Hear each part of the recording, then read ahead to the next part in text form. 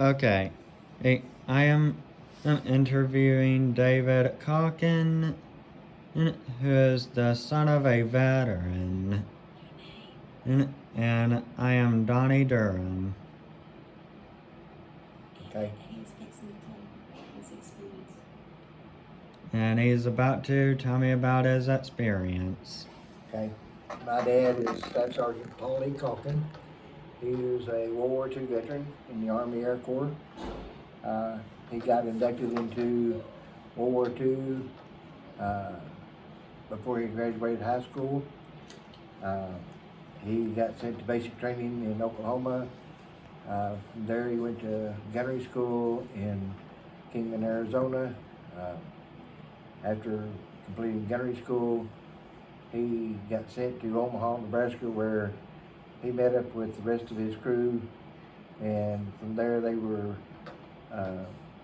trained. They trained there for approximately 6 weeks and got sent to Seattle to pick up their plane. They picked up a B-17 and flew to Thorpe's Abbot, England. He served. They flew approximately 30 missions from Thorpe's Abbot, England. He got shot down one time over the English Channel. There he did suffer some wounds. Ended up getting Purple Heart for those wounds 45 years later. After their 30 missions, they did come back to the U.S. His pilot got sent to California to train other pilots. My father ended up getting sent back over to Frosia, Italy, and assigned to the 15th Air Force, and flew 6 more missions before being ferried home. Their last trips home, they ferried troops from North Africa, Italy, in that area. They ferried them home. My dad served in the 8th Air Force, 100th Bomb Group, 349th Bomb Squadron, the 15th Air Force, 463rd Bomb Group, 772nd Bomb Squadron. He served as a right-wing gunner. So my dad served, and he came home in 45, and then at the age of 72, he finally went back and graduated high school. And let's see, 45. In 1996, he was finally awarded his Purple Heart. That was done at Little Rock Air Force Base. I believe I don't remember if he was a congressman or a senator, but his name was Vic Snyder. He's the one that helped my dad get the Purple Heart. He was there for the presentation. My dad was also awarded the French Legion of Honor Medal from Governor Mike Beebe to the French General Council. And that was done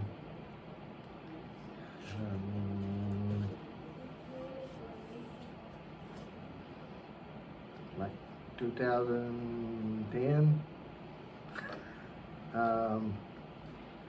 My last real good memory of my dad is on Veterans Day, 2015. I got to take my dad to Conway, and we flew on a B-17. That's the only time he ever been on a B-17 since the war. I've been to a couple of bomb group reunions of his unit, and I've heard stories from all different people. What else you need? I don't know what else you need to know, Donnie. Anything else in particular? Just what about you? What you know about different wars or different I know types that. of wars? Let's see. As far as when I know on their missions, they only got shot down one time. They was, I know that 3 or 4 different times they went up and had to turn around and come back because of mechanical problems.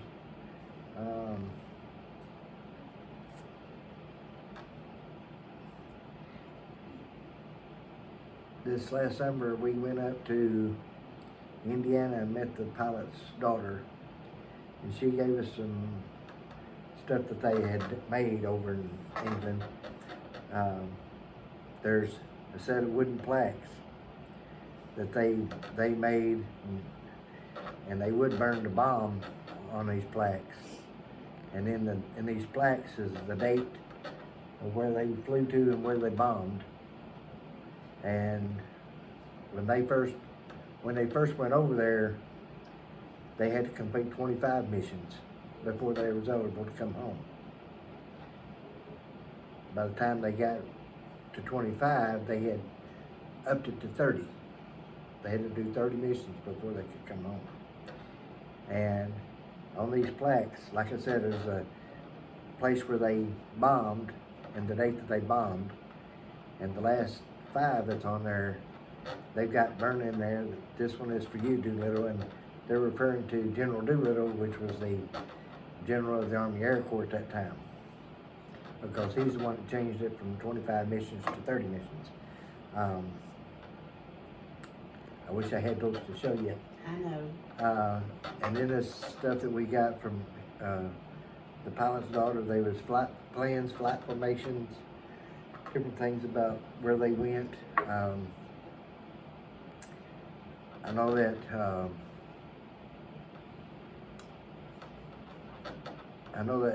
my dad he got the French Legion of Honor Medal for participation in D-Day.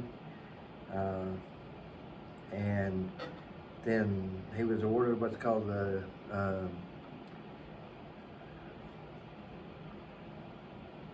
Jubilee of Liberty Medal from, it's a commemorative medal for veterans that participated during D-Day, whether they fought on the ground or whether they flew, either one.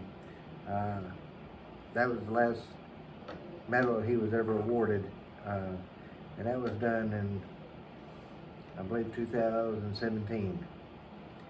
So from stuff from 1942 to 1945, still catching up to 2017, that's a pretty long time for somebody to have to wait for a medal for what they've done.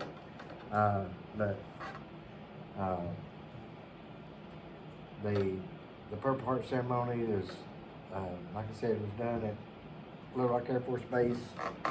I know that all of our family, all my family got to go and participate and got to see. My sister was there, my brother was there. So it was basically a big family reunion at that time. Yes, I told him, my whole family. Yeah. All right. How much more longer, Mommy? So, looking at me. It's about What's on 5 there? minutes, isn't it? You need 5 minutes? Yeah. And what about, when we went as far as travel when he was in the service? What do you mean, as far as? Did he get to do that? Well, I mean, I know when they came home. I know when they came home from when they got sent back home before he went back to Italy. I know that he went to some different bases here in the U.S. because he told me they were on a train, and they stopped in St. Louis and got to watch the World Series game.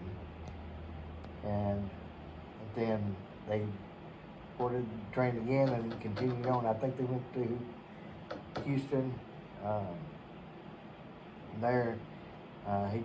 know he served different bases here before he got sent back over to Italy. Like I said, he flew 6 more missions there, and then he flew 6 more combat missions. But I don't know how many trips they made as far as ferrying troops back home from Northern Africa, because they served North Africa, Europe, and Middle East right in there. They ferry troops home from all those different bases that's over there. So, What years did he serve? What years did he serve? served from 1942 to 1945. Or he got drafted in 42, went in 43. And he finally, like I said, he finally went back and graduated high school, got a high school diploma. I believe he was 80 years old when he got it. That's amazing. He turned 18 in January, And he Very turned 18 on young. January 12th. right after his birthday. Right after his birthday, he got, That's why he didn't get to graduate. so he got sent right after he turned 18. And I know that I can tell you this, when we were in the plane, when we were in that B-17 and I walked around, I don't see how they made it in them things. I don't. Tell him about the glass on the bottom. The ball turret in the bottom of the plane, when you walked around it, I mean, you could see air around it. So, I mean, Underneath you. and then you had to, when you walked from where the ball turret and the waist gunners were toward the front, where the bombardier and the navigator were, you had a hallway or little rail that was probably 1.5 feet wide that you had to walk, and on each side of you were the bombs. So it's a good thing they were slim like that. So, so when they walked, I mean when they went from the middle of the plane to where the pilot's at, you had about 1.5 feet walkway to walk, and Lord help you if you dropped anything, because the pilot in this plane told us if you drop anything, you just wait till we get back on the ground to get it. Did you tell him when you went up in the plane? Did you Yeah. tell him what Yeah. date it was? Veterans Day. Veterans Day, what year? I think it was 17. Yeah, I think it was 2017. And then when I crawled up into where the navigator and the bombardier were, and the only thing between them and the ground was a big piece of glass. And I don't, like I said, I don't know how they made it through that. I mean, it was, I'm pretty sure the glass was, I don't know how thick the glass was, but I'm sorry if that's the only thing protecting me between us and the ground below. But your dad did okay, didn't he? Huh? Your dad did okay, didn't he? Yeah, Dad did. They asked if he wanted to fly in it. and He went said up there and sat with the pilot. After all When he those flew, years. he sat with the pilot. So he got to see it, and like I said, that's the only other time he'd ever been in a B-17 other than World War II. World War II. And then after we got back on the ground, there was a lady from Channel 7 that wanted to do an interview with She was him. there to interview his dad. Yeah, they came down, She had they a came name. from Little Rock to interview my And dad so from while Channel they 7. were flying, So, she was telling me who she was all there right, to where we interview. at, Donnie? We need about 2 more minutes. 2 more minutes. So what was it like being a child veteran? My dad, growing up, my dad never talked anything about, My dad he never didn't talked use it. anything about World War II, or being in the war. I do know that in 1968, when we lived in Jonesboro, a tornado came through and it tore up our house. I do know that his metals got blown away and stuff, and I think in like 1980, I went and got them replaced for him. I went to a veteran service officer and got them replaced. But up until, I guess my daddy was, I would say grandkids after the grandkids. I would say came after along. the grandkids was born, and he was like, what, 70 to 75 before he even talked to anybody about it. And there's, I'm trying to, he's had several interviews with Channel 8 in Jonesboro. One of my cousins did an interview with him for his history project at Williams Baptist College, and it's on display at the Walton Ridge Airport Wings of Honor Museum. There's when my dad died, we had part of his shadow box. So we had basically almost split it up. Part of it is at the Wings of Honor Museum.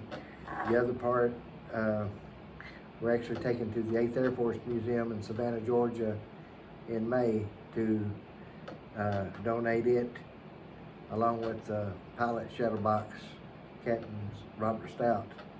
We're going to donate them to the 8th Air Force Museum along with these blanks that they had made and these records that was donated. We're going to donate them to the 8th Air Force Museum in Savannah. So, what is the Wings of Honor? Wings of Honor, during World War II, Walton Ridge Airport was a pilot training base. Okay, after World War II, it went back to the city of Walton Ridge as an airport. Okay, there's it looks like a hangar over at Walton Ridge Airport, and what they've done is they converted this into a museum of history of that base of Walton Ridge Airfield. And in it there's a replica of the plane that they used for training over there, the Jeeps, uniforms, pictures of all books. It's a very nice museum. It's over there by It's called Wings of Honor, and that at that time, well, during World War II, the B-17 or the crew of a B-17, their chances of coming back alive was like 15%. So that's how. Wow. Yeah, that was the percentage of them coming back from their missions. It was amazing that was down. Yeah. Yeah. Mm-hmm. So Overshadowed too. yeah, their fatality rate was very high.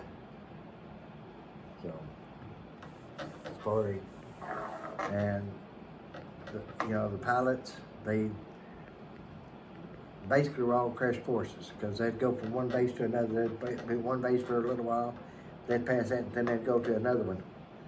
And Arkansas had several of them. There was one in Newport, one in Walton Ridge, and they would fly from base to base to base doing their touchdown takeoffs. So they'd fly from like Walton Ridge to Newport, and then there was one that, like in Malta, Missouri and stuff, they just had a pattern that they would fly. And they'd all come in, take down, touchdown, go off. And if you ever watch it now, you can go down to the Little Rock Airport and you can see C-130s doing the touchdown takeoffs right there too. They'll touch down and then take off right back off. That's how they get some of their hours in. All right, my 2 minutes up. Okay, what is your name? My name is Lynn Bradford. When is your birthday? My birthday's in February of 1970. Where were you born? I was born in Conway, Arkansas, and of course that's where everybody went to go have babies, I guess. So, but home's always been here in Clinton. Who were your parents? My parents are Wendell and Sue Bradford. They're of Clinton also. Do you have any siblings? Yes, there's 4 of us boys altogether. Number wow. 3 of 4. And out of the 4 of us kids, 3 of us went into the service. What was elementary like for you? Oh, it was just average. I mean, nothing special, nothing bad. It's just, I don't really know how to say it any other way than it was just normal, I guess, for me. How about high school? High school, I was I was not really into sports too much in high school. I was just kind of a quiet person, I guess. I wasn't too bashful, but I just didn't try to stand out in the crowd. Are you married? Yes. Do you have any kids? Yes, I have a son and a daughter.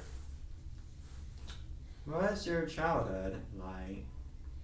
My childhood, well, I grew up here in Clinton, so, and my home was just a couple of miles north of town, so we was kind of on the edge of the city limits, but my next door neighbor, they had a lot of property, and we kind of treated that like our playground, and so when we'd get off the bus, in the afternoon when we were, teenagers, we'd head out on their property, and they would let us, and they would let us hunt also. So I got to go hunting and stuff. Now, if it ever got around deer season, they didn't have any trouble with us going up there, but they said to let them know if we were going to try to go up there, because they would have family too that would hunt. So we didn't want to interfere with none of that, but we did a lot of squirrel hunting and stuff up there. So let's see, that's what it was like for me. What branch of service were you in? I was in the Army. Did you go anywhere fun when you were in the Army? I did. There was some peacekeeping missions that I had gone on, and then there was 2 war deployments that I had been on. And one that was really fun, it was more like a vacation than it was anything, and it was a peacekeeping mission. We was in the Sinai Peninsula in 2001, and that's part of Egypt, okay? So we stayed on the very tip of the Sinai Peninsula, and it was right next to a resort town, so whenever you were off duty, you would be able to go there. But also they would have some trips that the soldiers could go on too, kind of like tourists. And some of the places that I got to go was Mount Sinai, and I got to go to the top of that. And we walked from the bottom all the way to the top of it, and then back down. And then also we got to go to St. Catherine's Cathedral. It was an old monastery. It's over 1,000 years old, and it was neat to see what was there. And then on a different trip, we got to go see the pyramids up in Egypt, and that was quite a sight to see. The Sphinx, got to go to the Egyptian Museum and see all the mummies, King Tut, all that stuff. Awesome. It was really, really neat to see that. And then on another trip, we got to go to Israel up into the Dead Sea.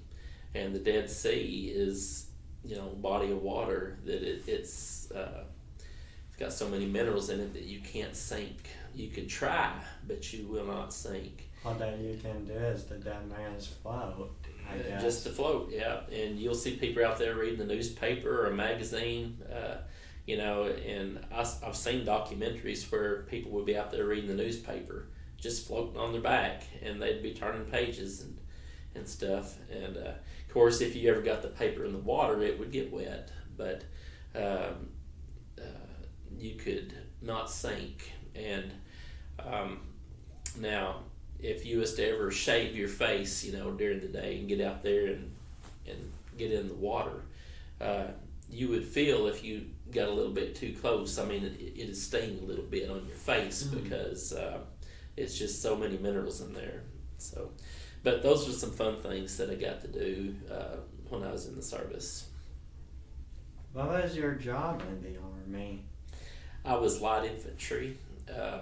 We didn't have vehicles to do the type work that we did, although sometimes they would assign us vehicles. Our main MOS stands for Military Occupation Specialty.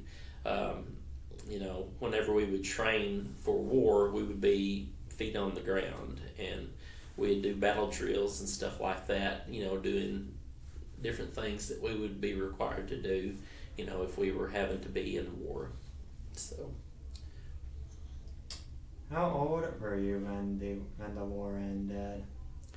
When the war ended, or when I got out? When you got out. Okay. When I left the war, it was in 2005, and I was 35 years old when I came home. And it wasn't until I was the age of 42 that I retired from the service. So, but I was 35 when I came back home from my first deployment over to Iraq. And then I guess I was 38 when I came back from my second trip from Iraq.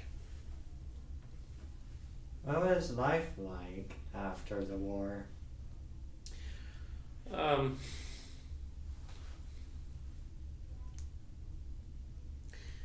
It wasn't real bad, I guess. At first it was, and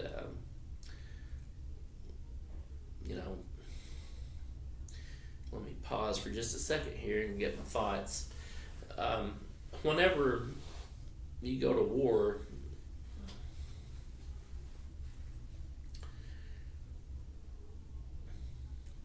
you go through some things that are kind of hard, and when you come back, it's a different pace, different lifestyle, I guess. It's chaotic when you're over there. When you come back, it's supposed to be the normal over here, but whenever you're a soldier and you're in that environment, you're kind of the one that you're kind of the one that makes people do what you want them to do.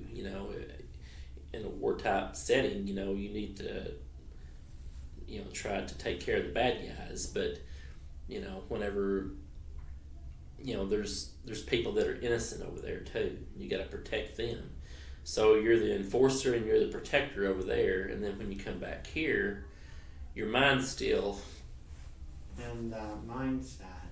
Yeah, your mind's still over there doing things, and I had some friends that had a really hard time, when they came back home, because they were still over there, in a way, but they would have the civilian life to come back into, whenever they got back here. Now, whenever, in my case, whenever I was gone, my kids were small then, and they were used to mom, doing the say-so, can I do this, can I do that, Well, when I got home, I would tell them to do something or to not do something, and they would kind of look at her like, are we supposed to do this or not? So that's one thing you have to adjust to, and I'm surely not the only one that had to deal with that, And some friends of mine, they actually got back, and one of the things that we would be required to do over there in country whenever we were at war was we had vehicles to move around in, and you drove in the middle of the road. You didn't drive in your lane, coming or going. You drove in the middle of the road, and the reason for that was IEDs, explosions, and I didn't ever do it, but some people that I had talked to that I served with, they had actually got pulled over by the police when they come back home. And they're like, well, the reason we stopped you was you're driving in the middle of the road. Like, oh, I just come back from Iraq, they would say. And they would kind of understand, and they're like, well, you just keep it on the right side. And that's what would happen there, But that's some of the things that we dealt with when we came back home.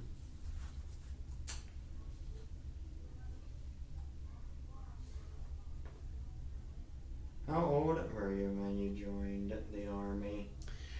I was 20 years old when I joined. Did you make any friends while you were in the Army? I did. I made some pretty good friends, and then of course there was a lot of people that, that were just somebody that I worked around. So you had people you were close to, and some people that were just around, because they were part of the group. But yeah, I made some friends while I was in there. What rank were you? I was a staff sergeant in the Army.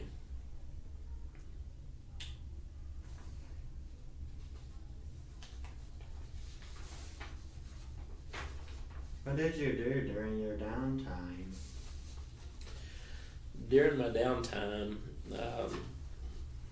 you were limited on where you could go because, well, you had a perimeter that you stayed in, But what they would try to do to, I guess, provide some type of entertainment would be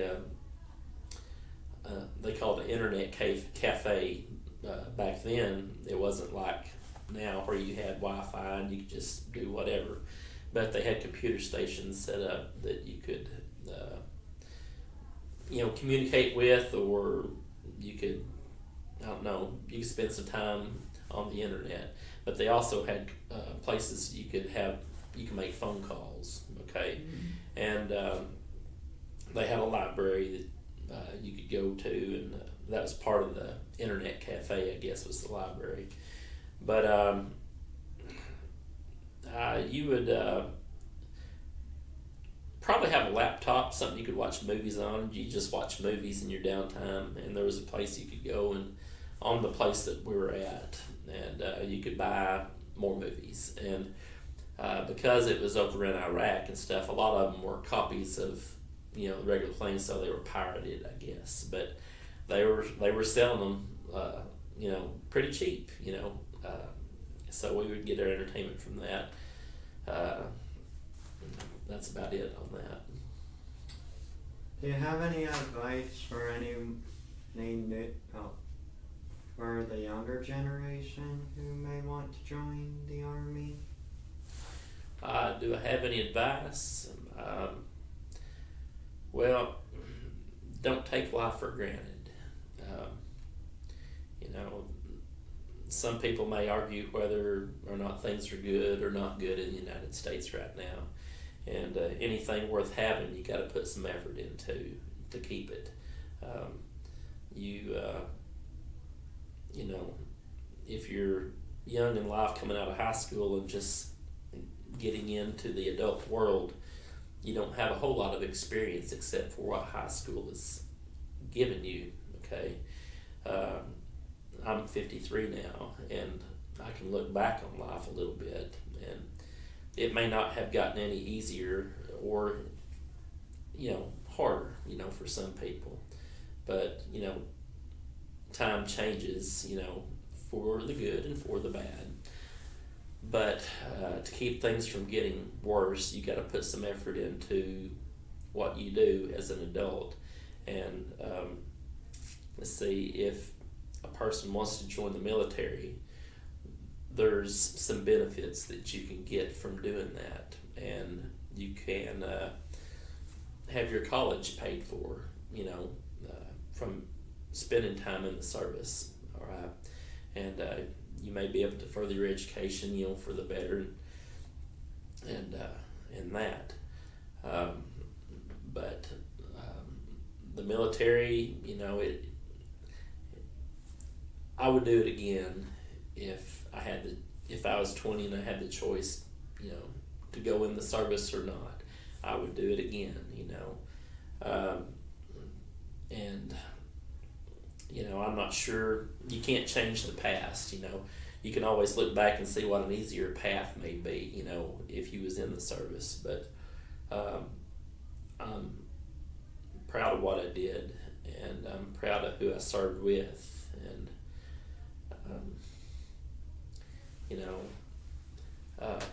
when you're in a war type environment, I experienced some bad things, but there was some that I know that experienced way worse, on the U.S. soldiers, side of things. But, the United States really hasn't experienced war here on our home turf, okay? And until you've seen that or experienced somebody doing bad to somebody else, it's hard to really have an opinion on what you think sometimes because we haven't experienced it, okay? And it's kind of easy to take things for granted sometimes because sometimes we don't have to put a whole lot of effort into doing something, okay? Some things come easy for some things don't. But when you're in a war type environment, nothing's easy. And, I would feel sorry for the ones that were the oppressors. Well, no, I would feel sorry for those that were oppressed. If I get my words straight. But, the oppressors are the bad guys. And we would try our best to keep them people, knocked down. But there's always going to be bad out there. And you're going to have somebody to deal with it, And if you're in the service, you may be called to go to war, okay? So any advice for any young people, just try to do good for others if you can. If you go in the service, there's the benefits that you can receive from that. Of course, you've got the risk too of having to go to war and possibly, paying the ultimate sacrifice. And but you also have some type of influence, maybe directly or indirectly, by going to war and trying to keep the bad guys, from staying in charge. Okay, so I don't know. That's some advice, I guess, from me. Well, thank you for your time. Well, thank you very much. Yeah. It was nice talking to you. Well, nice talking to you too.